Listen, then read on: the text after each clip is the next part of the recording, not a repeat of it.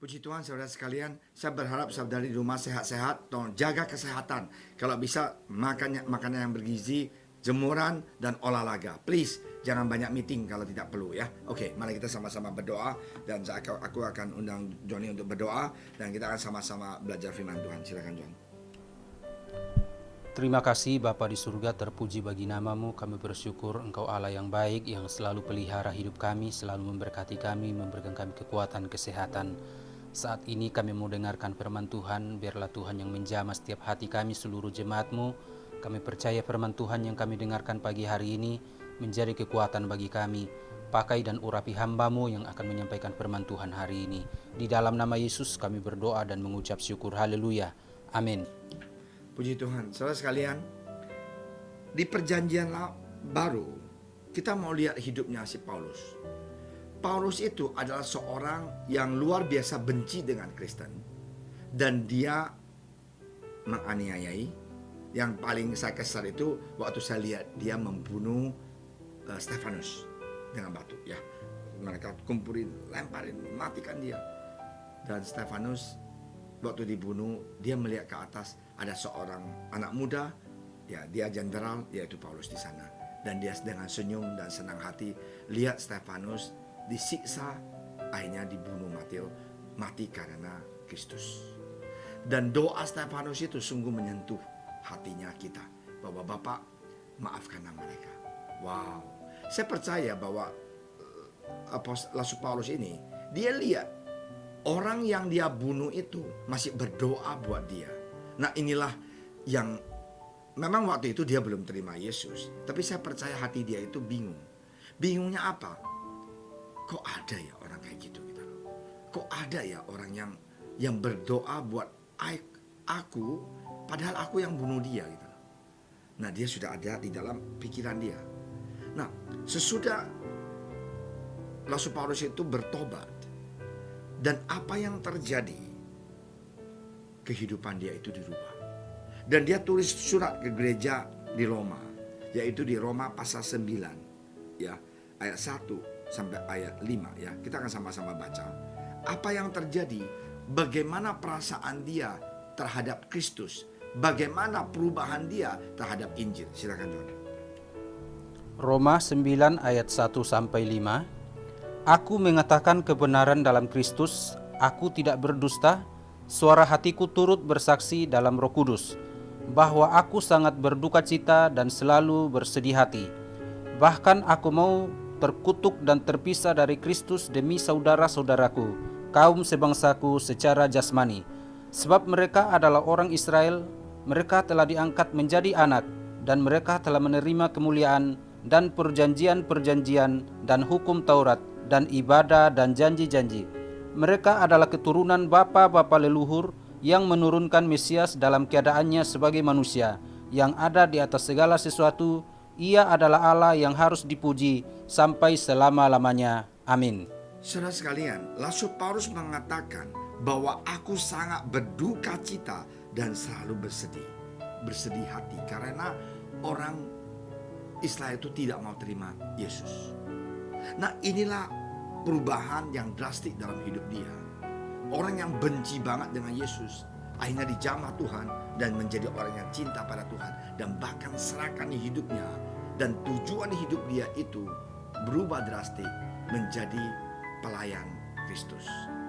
Dan saya suka bercanda, orang yang suka menindas agama Kristen, jelekin Kristen, ada yang ngoceh-ngoceh, bilangin kita punya Alkitab fiktif, kita bohong lah, segaranya lah. Kita jangan caci maki dia, kita berdoa buat dia.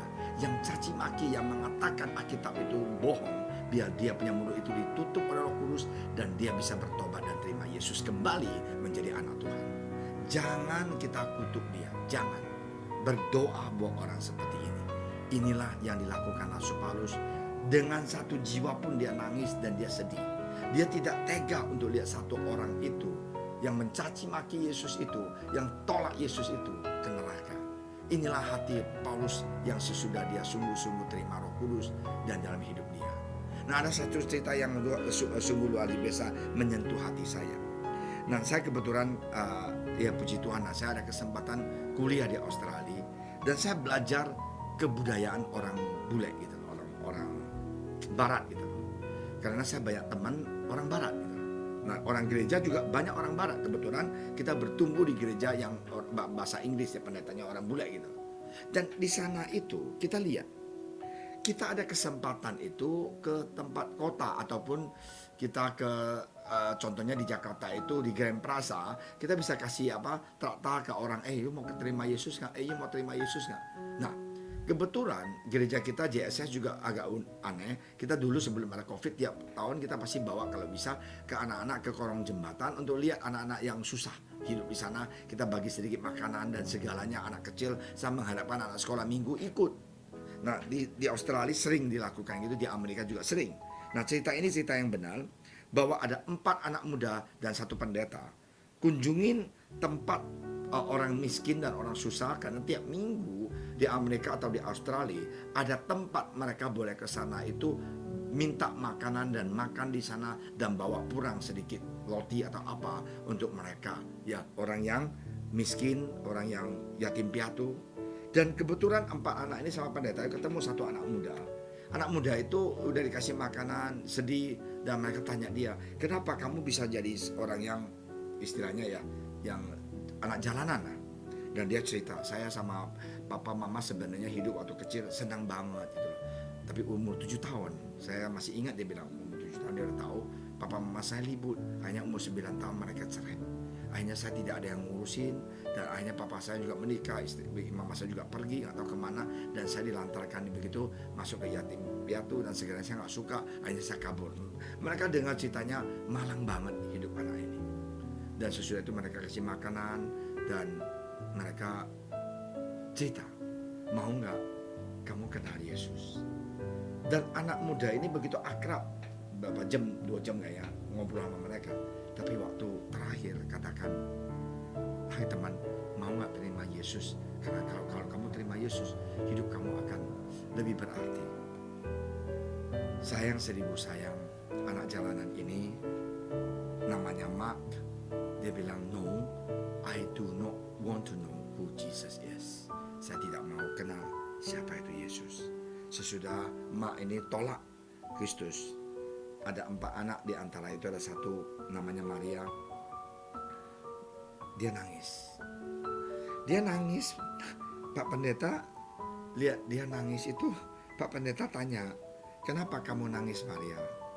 Dia bilang, pastor, saya sedih karena kalau anak jalanan ini namanya Mark, kalau dia gak kenal Yesus, dia akan ke neraka. Saya gak mau lihat hidup dia begitu marang ya.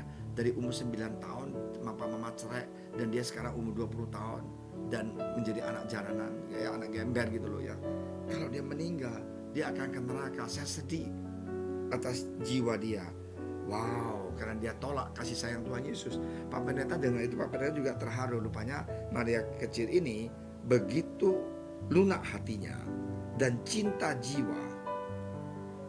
Seperti Rasul Paulus tulis di sini, bahwa di sini Rasul Paulus itu nangis dan dia rendah hati untuk melayani Tuhan, berdoa untuk dia punya sebangsa, senegara orang, ya orang Israel, mengharapkan mereka terima Yesus.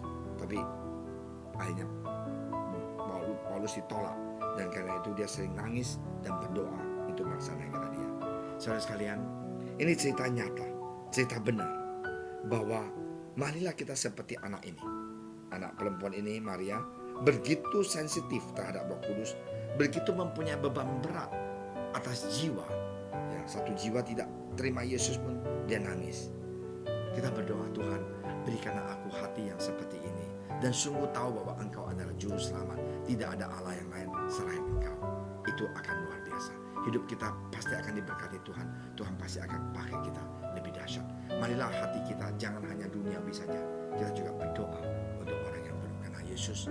Usahakan WA mereka, telepon mereka, mengajak mereka ikut Zoom, doa pagi, ikut ke gereja. Sekarang gereja sudah buka sedikit demi sedikit, 25 orang datang ke gereja, menyembah Tuhan, merasakan kehadiran Tuhan. Biar kita nangis karena jiwa, bukan kita nangis karena uang, karena pacar, karena hidup kita. Jangan. Kita juga mempunyai beban seperti anak kecil ini, anak muda ini, seperti hati Rasul Paulus, nangis karena mengharapkan 1 jiwa bertobat. Ya, Mari kita berdoa. Terima kasih Tuhan Yesus atas kesaksian yang begitu luar biasa. Seorang anak yang begitu muda, air matanya itu keluar karena satu jiwa tidak mau terima Engkau. Tuhan, berikanlah kami hati seperti anak muda ini, mempunyai beban dan kerinduan untuk lihat banyak orang bisa datang kepada Engkau. Terpujilah nama Engkau Tuhan Yesus. Pakailah kami Tuhan, berkatilah kami, lindungi kami dan jagalah kami. Berikan kami hati yang baru Tuhan, yang mempunyai beban atas surga bukan dunia ini. Dalam nama Engkau Tuhan Yesus kami telah berdoa, dan kami sekali berdoa untuk bangsa negara Indonesia yang kami cintai, supaya cepat-cepat kami bisa menang atas COVID-19 ini. Terima kasih ya Bapa, dalam nama Engkau Tuhan Yesus.